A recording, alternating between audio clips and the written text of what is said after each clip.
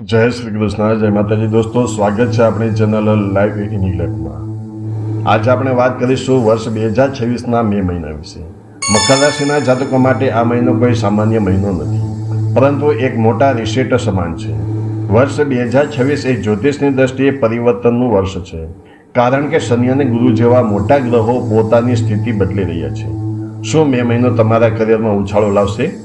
તમારા સંબંધોમાં શું પરિવર્તન આવશે? અને નવતપાની તમારા જીવન પર શું અસર થશે? આ બધું જ આપણે આજના વિડીયોમાં ઊંડાણપૂર્વક જાણીશું. તો વિડીયોના અંત સુધી બન્યા રહેજો, કારણ કે આ વિડીયોમાં હું તમને જણાવીશ કેટલાક અચૂક ઉપાયો જે તમારા ભાગ્યોદય કરી શકે છે. સૌપ્રથમ જાણીએ ગ્રહોની ચાલ વિશે. 1 મેના રોજ વૃશ્ચિક રાશિમાં પૂર્ણિમા છે, જે તમારી લાગણીઓમાં પરિવર્તન લાવશે. 11મી મેના રોજ મંગળ મેષ રાશિમાં પ્રવેશ કરશે, જે તમારા ચોથા ભાવને સક્રિય કરશે.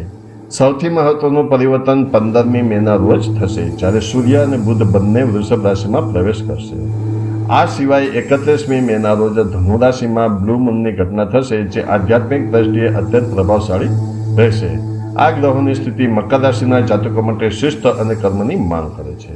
હવે વાત કરીએ તમારા કરિયરની. મે મહિનાનો પ્રથમ ભાગ એટલે કે 15મી મે સુધી તમારી પ્રગતિ થોડી ધીમી રહી શકે છે.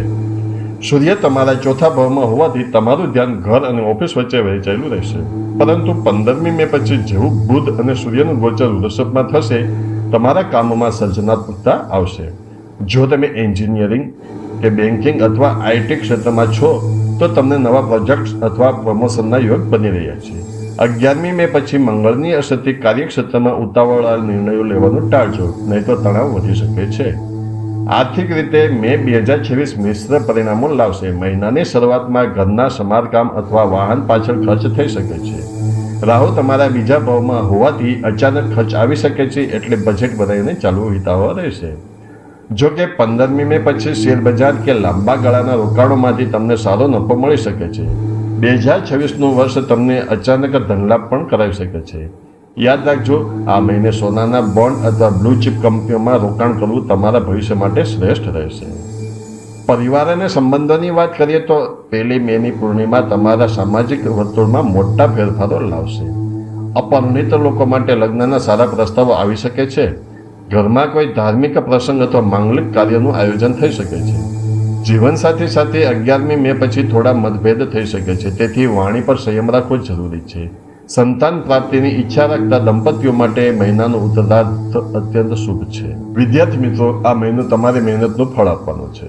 ખાસ કરીને સ્પર્ધાત્મક પરીક્ષાઓની તૈયારી કરતા વિદ્યાર્થીઓ માટે 15મી મે થી 30મી મેનો સમય સુવર્ણ છે. મકર રાશિની સ્ત્રીઓ માટે આ મહિનો આત્મવિશ્વાસમાં વધારો કરનારો રહેશે. 18મી મે પછી મંગળ તમને નેતૃત્વ કરવાની શક્તિ આપશે. સામાજિક સ્તરે તમારું માન સન્માન વધશે. જોકે ઘરકામ અને ઓફિસના ભારણને લીધે સ્વાસ્થ્યનું ધ્યાન રાખવું જરૂરી છે. મિત્રો, તમારું રાશિફળ દર મહિનાની 28 તારીખે બપોરે 2 વાગે આપણી ચેનલ લાઈવ ઇંગ્લેન્ડ પર મળી જશે, જે જોવાનું ચૂકશો નહીં. સ્વાસ્થ્યની બાબતમાં થોડી સાવધાની રાખવી પડશે. પાચન તંત્ર, હાડકાં અને સાંધાના દુખાવાની સમસ્યા થઈ શકે છે. 25મી મે થી 2 જૂન સુધી નવતપા ચાલશે, જેમાં ભયંકર ગરમી પડી શકે છે. આ સમય દરમિયાન બપોરે 12 થી 4ના સમય બહાર જવાનું ટાળજો અને પુષ્કળ પાણી પીજો. યોગ અને મેડિટેશનને તમારી દિનચર્યાનો ભાગ બનાવો. હવે સૌથી મહત્વનો ભાગ, ઉપાયો અને મુહૂર્ત. એમાં સૌથી પહેલાં જોશું આપણે શુભ મુહૂર્ત.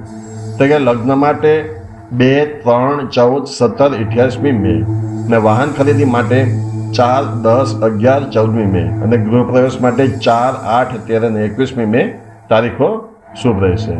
હવે અચૂક ઉપાયો જોઈએ. દર શનિવારે કાળા તલ અને તેલનું દાન ગરીબોને કરો. ભગવાન ગણેશને દર બુધવારે દૂર્વા અર્પણ કરો.